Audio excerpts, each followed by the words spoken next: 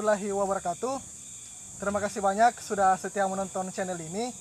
Dan untuk pagi ini teman-teman, saya melakukan kunjungan di kebun salah satu petani kakao yang ada di daerah saya. Dan spesialnya hari ini, kita akan melakukan wawancara serta kita akan melihat kondisi tanaman kakao yang ada di kebunnya ini. Oke teman-teman, daripada penasaran, silakan simak video ini sampai selesai. Pada tahun 2005, karena kebetulan kebun ini saya beli, awalnya memang sudah ada coklat, cuma belum terlalu banyak. Nah, sehingga di bagian selatan, ini kan masih tanah kosong bagian sana, itu biasanya ditanami jagung. Nah, sehingga melihat hasil dari jagung itu kurang efektif, makanya kebun ini kita tanami secara keseluruhan coklat. Sehingga kebun ini tidak teratur jarak tanamnya karena memang sudah ada yang sudah ditanam pemiliknya dulu, sudah ada coklat. Cuma belum secara keseluruhan kebun ini ditanami, sehingga diadakan kembali penyulaman, sehingga seperti inilah keadaannya. Kemudian dari segi luas kebunnya ini berapa hektar ini Pak? Kalau luasnya, karena ini sudah ada sertifikatnya, itu sekitar 86 are, jadi tidak cukup 1 hektar. Nah, sehingga tanaman yang ada di sini itu kurang lebih 600 pohon, kira-kira coklat. Kurang lebih 600 pohon. Nah, cuma kebun ini juga karena sudah tumpang sari, sudah ada juga cengkehnya, ada tanaman-tanaman yang lain yang kita jadikan sebagai pelindung pada kebun ini. Oh ya, jadi di kebun ini ada beberapa pohon pelindung seperti cengkeh, jeruk, dan ada beberapa tanaman buah yang dikembangkan di sini. Ya. Beberapa ada naga, ada juga beberapa pohon itu durian, kemudian langsat, termasuk juga rambutan ada. Jadi memang tumpang sari tanaman ini. Tapi mungkin dari segi produksinya memang lebih difokuskan di coklat. Ya, jadi memang untuk produksi memang kita fokus pada coklat karena memang agak menjanjikan. Jadi kebun ini alhamdulillah sejak diadakan peremajaan itu dari tahun 2013 sebenarnya mulai. Jadi awalnya itu kan kita sambung pucuk dengan klong S1, Sulawesi 1. Nah, cuma melihat kondisi S1 di sini kurang terlalu bagus caranya berbuah, sehingga kita ganti klonnya di tahun 2000. Kalau saya tidak salah tahun 2014-2015 itu kita ganti klonnya Sulawesi 2. Dan alhamdulillah seperti inilah keadaannya. Kemudian yang pertanyaan yang tidak kalah penting ini Pak, kenapa melakukan peremajaan kakao? Jadi kan di sini saya perhatikan kebanyakan di masyarakat kita itu mengembangkan tanaman kakao lokal. Nah, kalau saya lihat di kebun ini cuma sekitar 1-2 kebun yang melakukan peremajaan, dan termasuk saya lihat coklat ini kalau saya perhatikan kondisinya sepertinya ini dilakukan peremajaan beberapa tahun yang lalu. Ya. Jadi memang awalnya di sini kan rata-rata coklat lokal yang memang kondisi pohonnya itu memang terlalu tinggi. Ini bahkan mungkin ada yang jaraknya sampai 5 meter tingginya, sehingga untuk pemeliharaannya itu agak berat, sehingga kita adakan peremajaan. Jadi awalnya itu karena saya juga dengar ada istilahnya sambung pucuk. Nah, mulai dari situ. Jadi setelah saya berkunjung ke beberapa teman yang sudah disambung pucuk coklatnya, akhirnya saya juga terinspirasi untuk melakukan sambung pucuk di kebun ini. Oke, kemudian untuk hasil produksinya nih Pak sebelum dilakukan peremajaan dan sesudah dilakukan peremajaan, apakah ada perbedaan yang signifikan atau bagaimana? Jadi pada saat sebelum diadakan peremajaan, kebun ini itu tidak pernah mencapai 1 ton hasilnya setiap tahun. Jadi paling 700 liter, karena biasanya kan kita jual basah, paling 700 liter. Tapi alhamdulillah setelah kita lakukan peremajaan dengan sambung pucuk, karena ini klonnya S2, itu alhamdulillah kalau tahun lalu itu 2 tong 2,4, cuma kita jual basah, jadi maksudnya bukan 2 tong Kering. 400 kilo kering, tapi basah. Ya, Jadi jemur 1 hari. Jemur begitu? 1 hari. Nah kemudian tahun ini alhamdulillah, karena ini dari Januari sampai di bulan Oktober, ini sudah kurang lebih 2,6 hasilnya untuk tahun ini. Nah, ini Untuk musim, kemungkinan besar ini kira-kira bisa sampai mencapai 3 tong untuk tahun ini. berarti untuk yang 2,6 itu di musim pertama. Di musim pertama, karena ini baru masuki musim kedua. Dan alhamdulillah masih seperti ini kondisi buahnya. Kemudian untuk dari segi harga ini Pak, apakah ada perbedaan harga dari petani lainnya? Karena saya lihat di sini buahnya bagus-bagus dan klonnya itu umumnya klon Sulawesi 2. Nah, apakah ada perbedaan dari antara kakao yang ada di masyarakat yang masih lokal?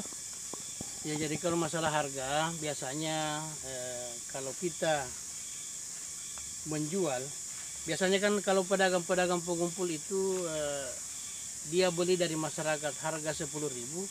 Kalau yang coklat yang dari sini itu alhamdulillah biasanya harga 12.000 per liter. Karena biasanya kita jual per liter yang jemur setengah hari. Berarti ada perbedaan Ada harga. perbedaan harga. Ada, ya. Kemudian untuk ini perawatannya nih Pak. Untuk yang pertama pemupukannya. Ini kakaonya dipupuk berapa kali dalam 1 tahun? Jadi kalau per tahunnya coklat ini kita pupuk 2 kali. Itu pertama di awal musim hujan. Nah, kemudian yang kedua itu di akhir musim hujan. Jadi biasanya itu di bulan-bulan Juni, Juli itu pemupukan kedua biasanya. Ya. Masuki musim kedua. Musim kedua iya. Dan untuk jenis pupuk yang digunakan ini Pak, jenisnya apa? Kalau jenis pupuk biasanya kita menggunakan pupuk Seta dengan Ponska.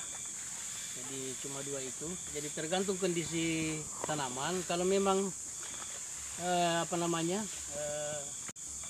kondisi tanamannya ini agak-agak kurang kelihatan menghijau daunnya, maka kita campur dengan pupuk Seta.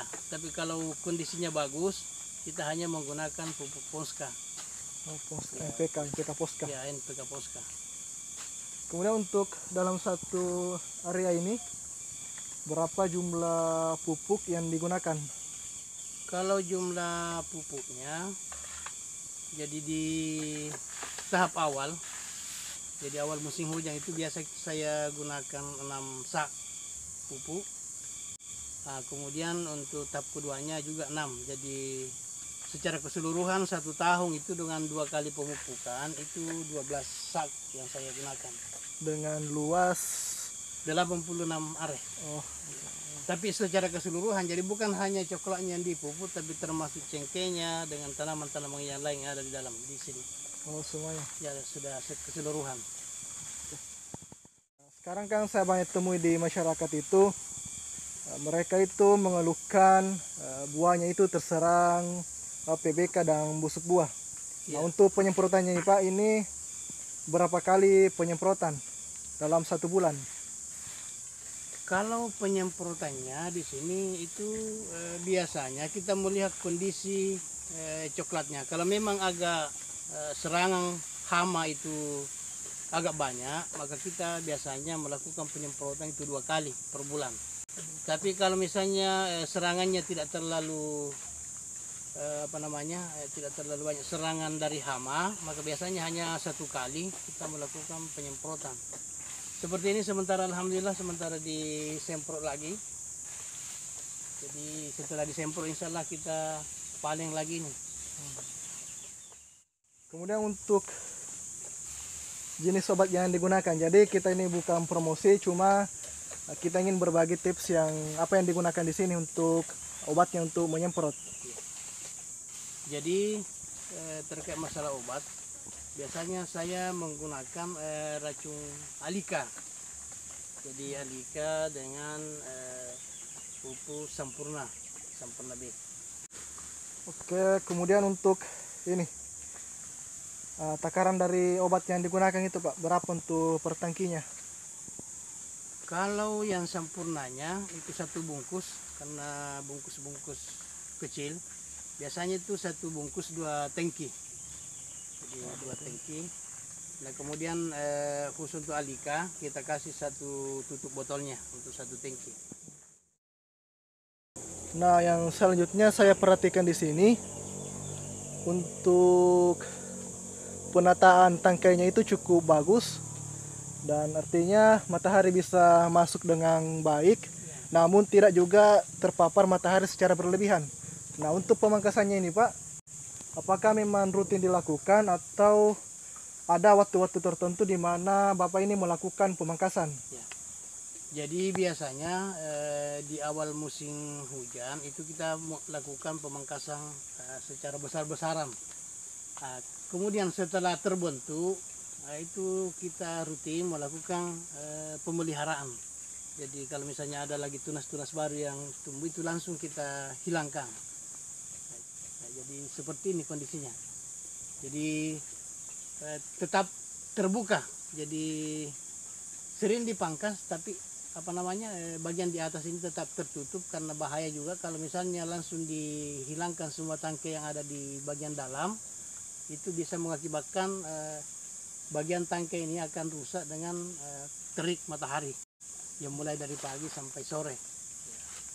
Ya, sehingga seperti ini modelnya cara-cara pemangkasannya. Oke teman-teman, itu merupakan penjelasan lengkap dari pemilik kebun ini. Dan yang terakhir ini Pak yang saya mau tanyakan, nah di sini kan di Kabupaten Bantaeng khususnya di Kecamatan Gantaran Keke, itu saya lihat masih banyak pohon kakao. Ya. Dan untuk harapannya ke depan kepada petani kakao, apakah Bapak menyarankan melakukan peremajaan atau bagaimana ini Pak melihat potensi yang sebenarnya kita miliki di Kecamatan Gantaran Keke Kabupaten Bantaeng? Jadi saya secara pribadi sangat berharap kepada teman-teman para petani, karena sesungguhnya saya bukan petani tulen sesungguhnya. Jadi saya ini seorang pegawai yang karena hobi juga untuk berkebun. Kadang-kadang teman-teman di kantor biasa saya diajak untuk pergi olahraga itu setiap hari Sabtu dengan hari Ahad, karena biasanya kan orang pergi rekreasi, pergi olahraga dengan sepeda. Nah, cuma saya sampaikan mohon maaf kalau saya itu olahraganya di kebun. Jadi setiap hari Sabtu, hari Ahad ya saya berolahraga di kebun. Jadi sambungan ini setiap hari Sabtu ini waktu. Jadi setiap hari Sabtu Ahad itu biasanya saya ke kebun untuk melakukan penyambungan pucuk seperti ini. Jadi yang menyambung ini saya sendiri. Oh, jadi karena saya anggap itu juga bagian dari olahraga dan insya Allah bisa menghasilkan. Oleh karena itu saya sangat berharap kepada memang betul-betul petani supaya bisa melakukan seperti apa yang saya lakukan ini. Bahkan sudah beberapa petani itu yang biasa saya ajak ke sini untuk melihat. Saya bilang tidak usah jauh-jauh Pak ke Jawa. Studi banding cukup di kebun saya. Kalau mau studi banding itu alhamdulillah sudah bisa, dan alhamdulillah sudah banyak juga yang ikut menyambung coklatnya di bagian tetangga ini alhamdulillah sudah tersambung semua coklatnya. Artinya dengan melihat kondisi kebun yang sekarang ini yang dulunya kurang berproduktif dan sekarang setelah dilakukan peremajaan, banyak petani kakao yang perlahan termotivasi untuk melakukan penyambungan. Iya, sudah banyak. Karena dia melihat Jadi ini sudah fakta yang dia lihat, makanya dia terinspirasi untuk melakukan juga peremajaan. Oke, kemudian ini ada yang saya lupa yang saya tanyakan. Nah ini kan dilakukan peremajaan dengan sambung pucuk. Ya. Saya rasa tidak mungkin ketika kita melakukan peremajaan dan otomatis semuanya itu hidup. Nah, Ya. suka dukanya bagaimana itu, Pak? Wah, luar biasa. Jadi di awal-awal itu memang luar biasa duka-dukanya yang saya hadapi. Karena saya juga kan belum profesional menyambung, makanya biasa ada yang sampai 3 kali, ada yang 4 kali saya sambung, baru bisa jadi. Makanya sistem saya waktu di awal-awal itu, kalau saya nyambung, saya potong dulu di bagian atas. Jadi kalau misalnya coklatnya tidak jadi, saya potong lagi di bawahnya untuk saya sambung kembali. Kalau masih tidak hidup, saya potong lagi di bawahnya, saya sambung ulang. Jadi memang sangat luar biasa. Memang perlu kesabaran dan ketelatenan di dalam melakukan peremajaan coklat ini. Ya. Jadi itu memang termasuk dukanya barangkali. Tapi alhamdulillah lebih banyak juga sukanya. Setelah berhasil ya seperti ini. Ya. Jadi setiap bulan insya Allah kita panen. Jadi setiap bulannya. Jadi mulai dari Januari, kalau pengalaman saya dari Januari sampai Desember itu tidak pernah kita alpa melakukan apa namanya produksi hasil. Ya, jadi setiap bulan panen, insya Allah, alhamdulillah. Oke teman-teman, untuk seputar wawancara ini sudah selesai. Sekarang mari kita lihat kondisi kebunnya. Kita akan keliling melihat kondisi buah sekarang di musim kedua ini. Untuk itu jangan di skip videonya, silakan nonton terus video ini sampai selesai.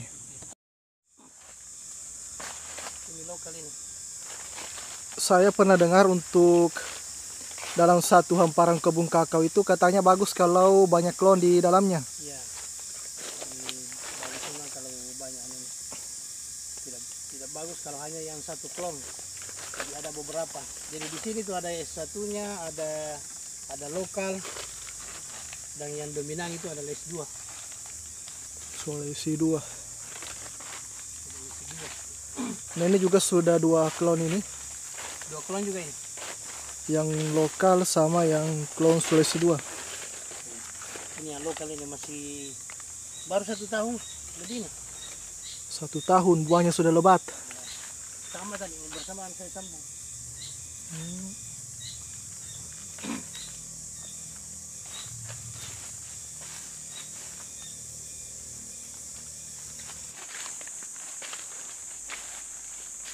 Oke teman-teman, Baru ini juga ini. Kalau ini yang Sulawesi 1 ini memang agak besar buahnya. satu. Ini ada sampai 1 jengkal lebih. Oke, bisa lihat teman-teman sampai di atas buahnya.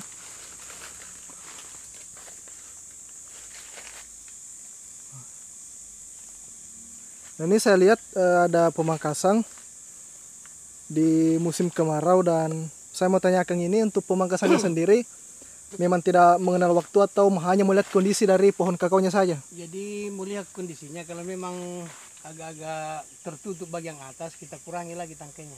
Jadi seperti ini supaya agak terbuka, cahaya matahari bisa masuk. Karena kalau misalnya tidak masuk cahaya matahari, maka serangan hama itu lebih besar. Sebenarnya peluangnya untuk menyerang hama kalau tertutup bagian atas.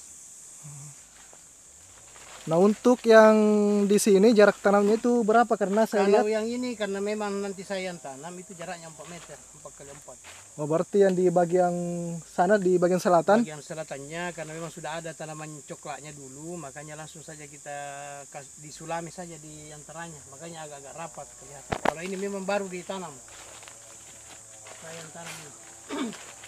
Jadi perkiraan untuk ini usia dari coklatnya sebelum dilakukan peremajaan untuk yang bagian sini Kalau yang bagian sini sekitar lebih 10 tahun. lebih 10 Kalau yang tahun. di bagian selatan itu memang umurnya sudah di atas 20-an. Memang agak tua dia.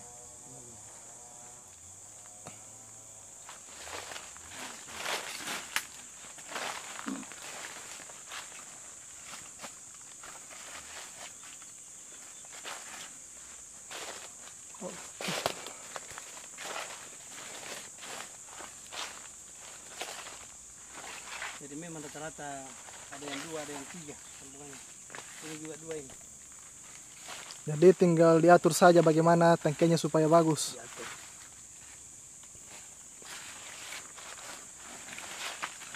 Nah ini sudah banyak yang masak juga. Ini sudah 2 nih kandungannya.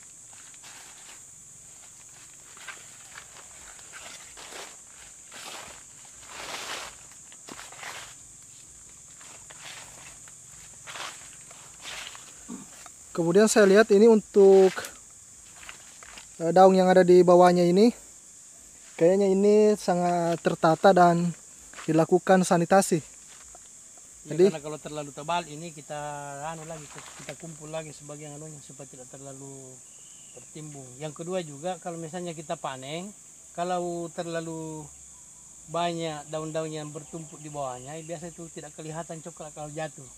Makanya kita kurangi. berarti minimal satu tumpukan daun. Ya, 1 lapis. Ya, satu Karena lapis. tidak bagus ya kalau tidak ada.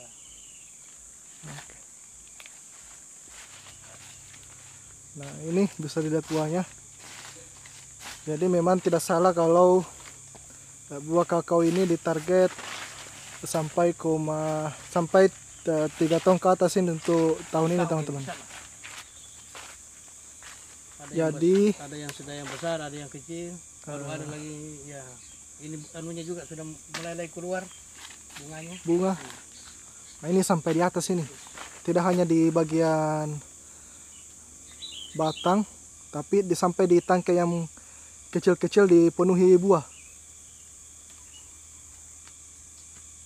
Dulu waktu dilakukan peremajaan, jadi dilakukan secara otodidak saja. Jadi sebelumnya tidak pernah belajar atau pernah sekolah masalah ini sambung pucuk.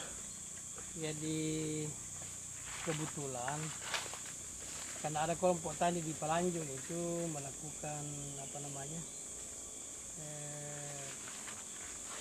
bimbingan di luar. Itu saya juga singgah di situ lihat-lihat bagaimana caranya kita nyambung pucuk atau nyambung samping. Nah, begitu saya tahu itu langsung saya praktekkan. Dibandingkan dengan orang yang betul-betul di situ tinggal sekolah, malah justru pulang di rumahnya langsung tidur, dia tidak praktek.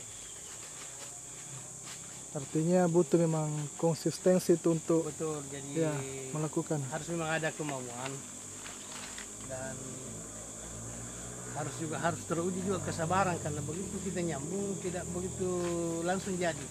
Jadi biasanya 1-2 kali kita sambung baru bisa jadi. Ini kalau misalnya tahun ini kita prediksi 3 ton, itu kalau dijual bakso itu berarti kita dapat lebih 30 juta. Hasilnya 1 tahun. Khusus coklat. Iya, untuk luas kebun yang tidak cukup 1 hektar. Iya, 86 hari, karena ini sudah ada sertifikatnya. Makanya biasa juga saya berkerakar sama teman-teman, gimana nih kita buahnya coklatnya itu karena luas kita punya kebun. Saya saja itu 86 hari, alhamdulillah sudah hampir 30 saya dapat. Apalagi kita yang sudah yang lokasinya itu hampir 3 hektar. Ya cuma begitulah, karena saya juga selalu memberikan motivasi sebenarnya kepada para petani bagaimana supaya juga bisa melakukan peremajaan seperti ini. Karena kalau lokal saja yang kita mau pelihara, kita setengah mati. Bayangkan kalau mau dipangkas saja itu harus dipanjat karena sudah tinggi pohonnya. Baik teman-teman, itulah tadi wawancara saya seputar tanaman kakao bersama pemilik kebun ini. Dan kita juga sudah tadi keliling di beberapa area di kebun ini dan melihat kondisi buah sekarang di musim kedua ini. Jadi teman-teman silakan simpulkan sendiri bagaimana kondisi buah yang saya videokan tadi. Dan yang paling penting, mudah-mudahan apa yang ada di video ini teman-teman bisa mengambil ilmu dan tentunya bisa menjadikannya sebagai inspirasi dalam bertani kakao. Oke teman-teman, sampai jumpa di video berikutnya. Jangan lupa like video ini, komen, bagikan, dan tentunya subscribe channel Agroyama. Terima kasih. Wassalamualaikum warahmatullahi wabarakatuh.